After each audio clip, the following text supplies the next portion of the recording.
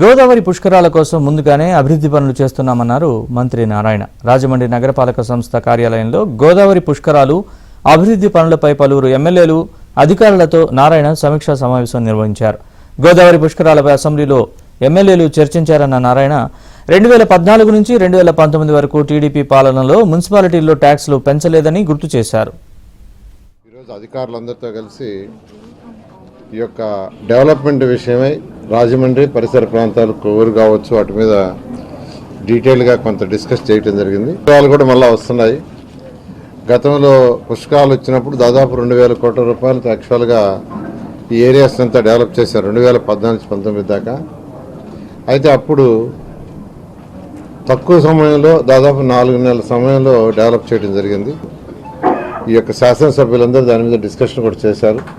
ఈ house tax కావచ్చు, water tax కావచ్చు, వేకెంట్ ట్యాక్స్ కావచ్చు, లేదా టౌన్ ప్లానింగ్ కానీ 2014-19లో ఒక్క పైసా అంటే ఒక్క పైసా ఏ ఇయర్ కూడా మేము ట్యాక్స్ పెంచాల. గత ప్రభుత్వం ఎన్నోసార్లు పెంచేసింది. మెయిన్గా డ్రైనేజ్ సమస్య ఇక్కడ ఉంది. అది పుష్కరాలప్పుడు కూడా ఉండింది యాక్చువల్గా. దాని మీద ఖచ్చితంగా ప్రత్యేక శ్రద్ధ పెడతాము.